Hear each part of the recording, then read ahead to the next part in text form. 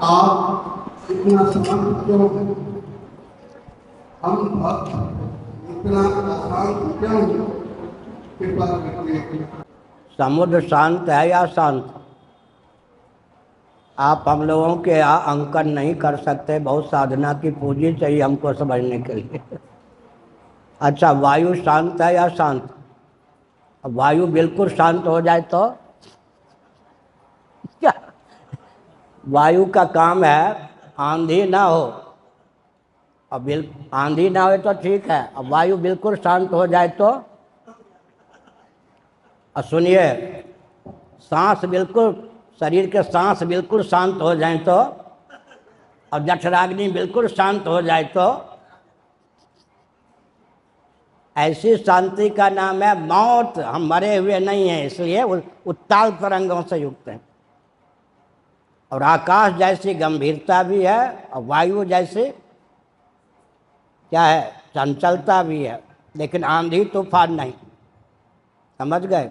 वायु जैसी चंचलता है और आकाश जैसी गंभीरता है, पृथ्वी जैसी स्थिरता है और जल जैसा प्रवाह है और अग्नि जैसी ज्वाला है। इसलिए महाभारत पढ़िए, जो राजा होता है, शंकराचार्य का अर्थ क्या होता है आप लोग नहीं जानते।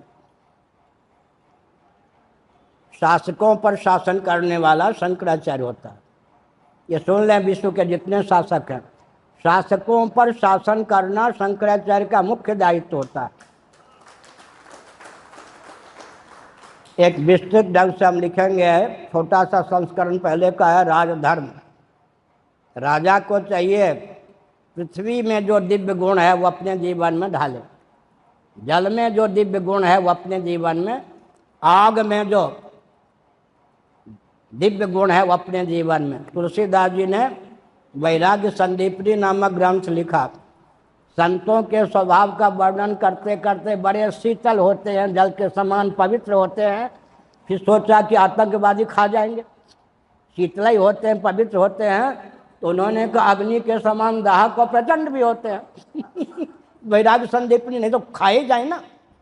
इसलिए सुनिए, आप, मैंने एक संकेत कर दिया, पृथ्वी जैसी, मैं निश्चलानंद कोई चीज़ नहीं है, शरीर आता है जाता है। अगर हमको आप सनातन संस्कृति का प्रतीक या आचार्य का प्रतीक मानते हैं तो देखिए, अध्ययन का मैं दृष्टिकोण दे रहा हूँ। पृथ्वी जैसी क्षमा है या नहीं? जल जैसी शीतलता है या नहीं? और अग्नि के समान उद्दीप्त तेजस्विता है या नहीं?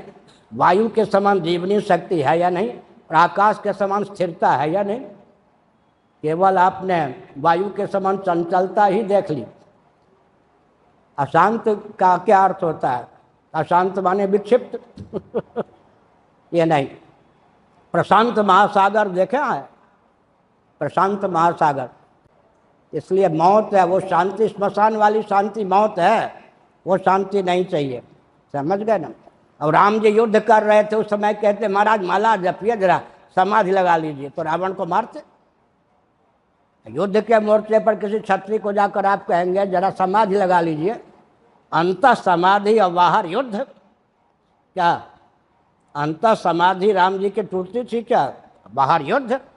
इसीलिए हम लोगों को समझने के लिए साधन कीजिए, अभी समझते समझते समझिएगा।